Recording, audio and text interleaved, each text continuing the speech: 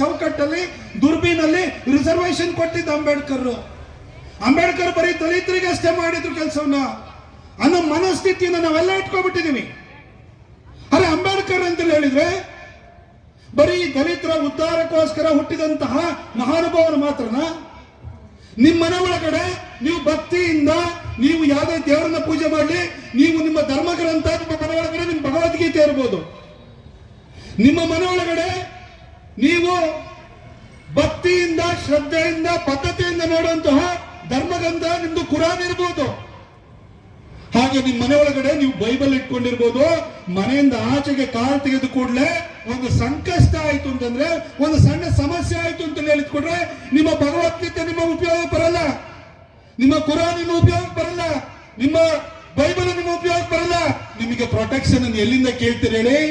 ಅದು ಭಾರತದ ಸಂವಿಧಾನದ ಅಡಿ ಕೊಟ್ಟಿರುವಂತಹ ಹಕ್ಕು ಮತ್ತು ಅದನ್ನ ರಕ್ಷಣೆನ ಕೇಳ್ತೀರಿ. ನಿಮ್ಮ ಮನೆಯ ಭಗವದ್ಗೀತೆ ಇಟ್ಕೊಳ್ಳಿ, ಕುರಾನ್ ಇಟ್ಕೊಳ್ಳಿ, ಬೈಬಲ್ ಇಟ್ಕೊಳ್ಳಿ.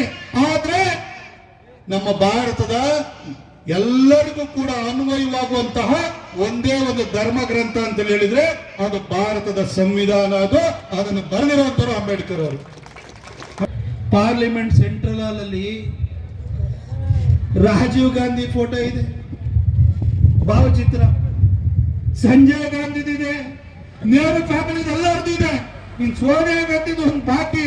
ಸೋನಿಯಾ ಗಾಂಧಿದು, ರಾಹುಲ್ ಗಾಂಧಿದು ಜನ ಅಧಿಕಾರ ಕೊಟ್ಟಿದ್ರು, ಇಷ್ಟೊಂದು ಸೋನಿಯಾ ಗಾಂಧಿದು ಬಂದ್ಬಿಟ್ರದೋ ಏನೋ.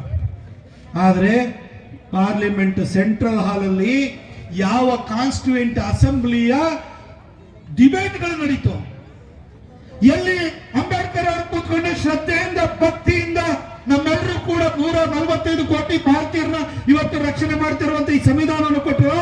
ಆ ಸಂವಿಧಾನವನ್ನು ರಚನೆಯನ್ನು ಮಾಡಿದಂತ ಪಾರ್ಲಿಮೆಂಟ್ ಸೆಂಟ್ರಲ್ ಹಾಲ್ ಅಲ್ಲಿ ಅಂಬೇಡ್ಕರ್ ಫೋಟೋ ಹಾಕಬೇಕು ಅಂತ ಹೇಳಿ ಕಾಂಗ್ರೆಸ್ಗೆ ಯಾವತ್ತೂ ಅನಿಸ್ತಿಲ್ಲ. ಅದಕ್ಕೆ ಮತ್ತೆ ಬಿಜೆಪಿ ಬೆಂಬಲಿತವಾದಂತ ಯುನೈಟೆಡ್ ಫ್ರಂಟ್ ಸರ್ಕಾರನೇ ಬರಬೇಕಾಗುಂಟು. ಅಂಬೇಡ್ಕರ್ ಜಯಂತಿಗೆ ರಜೆ ಕೊಡಬೇಕಾದ್ರೆ ಅದು ಅಟಲ್ ಬಿಹಾರಿ ವಾಜಪೇಯಿ ಸರ್ಕಾರನೇ ಬರಬೇಕಾಗುಂಟು. ಅಂಬೇಡ್ಕರ್ ಅವರು ಕುಡಿಯೋ ನೀರು ಹಳ್ಳಿಯಲ್ಲಿ ಮನೆ ಮನೆಗೂ ಜಲ್ದಿ ಒಂದು ಮಿಷನ್ ಕೊಟ್ಟಿದ್ದೀರಿ. ಇದನ್ನೆಲ್ಲ ಕೊಟ್ಟಿರ್ತಕ್ಕಂಥದ್ದು ಭಾರತೀಯ ಜನತಾ ಪಾರ್ಟಿ ಸನ್ಮಾನ್ಯ ನರೇಂದ್ರ ಮೋದಿ ಅವರ ಸರ್ಕಾರದಲ್ಲಿ. ಇಲ್ಲಿರ್ತಕ್ಕಂಥ ಸ್ಥಳೀಯ ಶಾಸಕರು ಒಂದೇ ಒಂದು ಡೆವಲಪ್ಮೆಂಟ್ ಮಾಡಿಲ್ಲ. ಇಲ್ಲಿರ್ತಕ್ಕಂಥ ಸ್ತಂಭದಲ್ಲಿ ಮನೆ ಕಟ್ಕೊಡ್ತೀನಿ ಅಂತ ಅವ್ರ ಅಪ್ಪ 7 ಸಲ MP ಆಗೋದ್ರು, ಈಗ 2 ಸಲ MLA ಆಗೋದ್ರು. ಇನ್ನು ಮುಂದೆ ಅವ್ರು MLA ಆಗಲ್ಲ. ನಿಮ್ಗೆ ಏನಾದ್ರು ಮನೆಗಳು ಕಟ್ಕೊಡ್ಬೇಕಂದ್ರೆ ಅದಕ್ಕೆ ಸಂಪಂಗಿ ಅನ್ನೋರ್ನೇ ನೀವು ಇಲ್ಲಿ MLA ಆಗಿ ಆಯ್ಕೆ ಮಾಡ್ಕೊಡ್ಬೇಕು. ಭಾರತೀಯ ಜನತಾ ಪಾರ್ಟಿಯಲ್ಲಿ ಮಾಲೂರಲ್ಲಿ ಮಣ್ಣಾಕ್ತವ್ರು, ಕೋಲಾರಲ್ಲಿ ನಮ್ಮ ಬಂಗಾರಪೇಟೆಯಲ್ಲಿ ಎಲ್ಲಾ ಭಾಗದಲ್ಲೂ ಭಾರತೀಯ ಜನತಾ ಪಾರ್ಟಿಯವರು ಗೆದ್ದು ಈ ಕರ್ನಾಟಕ ರಾಜ್ಯದಲ್ಲಿ 150ಕ್ಕೂ ಹೆಚ್ಚು ಸೀಟ್ಗಳನ್ನ ಕೊಡೋದ್ರ ಮುಖಾಂತರ ನೀವು ಈ ಭ್ರಷ್ಟ ಕಾಂಗ್ರೆಸ್ ಸರ್ಕಾರ ಏನಿದೆ ದಲಿತರ ಪರವಾಗಿ ಬಡವರ ಪರವಾಗಿ ಅಂತ ಹೇಳಿ ಇವತ್ತು ದಲಿತರ ವಿರೋಧಿ, ಬಡವರ ವಿರೋಧಿ, ಮಹಿಳೆಯರ ವಿರೋಧಿ, ರೈತರ ವಿರೋಧಿ ಚಟುವಟಿಕೆಗಳನ್ನ ಮಾಡ್ತಾ ಇರ್ತಕ್ಕಂಥದ್ದು ಭ್ರಷ್ಟಾಚಾರದಲ್ಲಿ ತುಂಬಿ ತುಳುಕಿ ಇವತ್ತು ಎಷ್ಟೋ ಜನ ಮಂತ್ರಿಗಳು ಜೈಲಲ್ಲಿ ಇದ್ದಾರೆ, ಕೆಲವರು ಬೇಲಲ್ಲಿ ಇದ್ದಾರೆ. ಇದನ್ನೆಲ್ಲ ನೀವೆಲ್ಲ ನೋಡಿದಿರಿ. ಇವತ್ತು KJPಗೆ ಇನ್ನಿಬ್ಬರು MLAಗಳು, ಒಬ್ರು MLA, ಇನ್ನೊಬ್ರು ಸೂಪರ್ MLAಗಳು.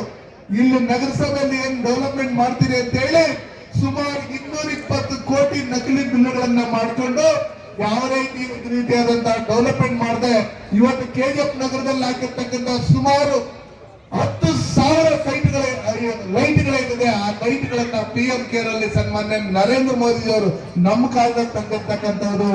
ಅಮೃತ ಯೋಜನೆಯಲ್ಲಿ ಡೆವಲಪ್ಮೆಂಟ್ ಮಾಡಿರ್ತಕ್ಕಂಥದ್ದು, ನಗರೋತ್ಥಾನದಲ್ಲಿ ಡೆವಲಪ್ಮೆಂಟ್ ಮಾಡಿರ್ತಕ್ಕಂಥದ್ದು, ಎರಡನೇ ಯೋಜನೆಯಲ್ಲಿ KGF ನೀರು ಕೊಡಬೇಕಂತ ಹೇಳಿ ಹಣ ಬಿಡುಗಡೆ ಮಾಡಿರ್ತಕ್ಕಂಥದ್ದು ಸನ್ಮಾನ್ಯ ಯಡಿಯೂರಪ್ಪನವರು ಮುಖ್ಯಮಂತ್ರಿಗಳಾಗಿದ್ದಾಗ, ಕುಮಾರಸ್ವಾಮಿ ಅವರು ಉಪಮುಖ್ಯಮಂತ್ರಿಗಳಾಗಿದ್ದಾಗ ಕೊಟ್ಟಿರ್ತಕ್ಕಂಥದ್ದು. ವಿನ ರೂಪಮ್ಮನವ್ರು ಕೇಳಿ ನೀವು ಏನ್ ಮಾಡಿದ್ರಿ KGFಗೆ ಅನ್ನೋಲ್ಲ.